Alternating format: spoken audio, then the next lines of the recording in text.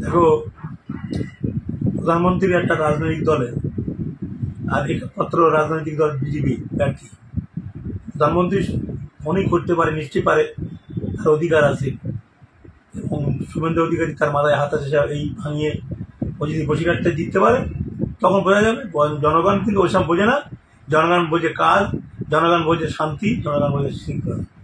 আরে ও নিজের জায়গায় আগে জিতুক, নিজের জায়গায় জিতুক, নিজে ঠিক ভালো করে প্রধানমন্ত্রী, মাননীয় প্রধানমন্ত্রী বলতে যে বাধা পাচ্ছে সেটাকে পরিষ্কার করে বলুক। 7টা বিধানসভা ঘুরুক, কতটা মানুষ তাদের সমর্থন করছে তখন জানা যাবে। একটা রাজনৈতিক দলের হয়ে দাঁড়িয়েছি, রেখা পাত্র একটা রাজনৈতিক দলের প্রার্থী হয়ে দাঁড়িয়েছি। মানুষ বিচার করবে কার কতটা পরিশ্রম, কার কতটা কি, কার কতটা সে মানে চিন্তাধারা, কে কী করতে পারে। এটা মানুষ উন্নয়নের সাথে থাকবে, মানুষ ভয়ের সঙ্গে থাকবে না, ধ্বংসের সঙ্গে থাকবে না। আমরা ধ্বংস চাই না, আমরা করতে চাই। তাই ভারতীয় জনতা পার্টি প্রার্থী দিয়েছে, প্রার্থী দিক, রাজনৈতিক এতে লড়াই হবে, মানুষ যার বিচার করবে সেই পাবে।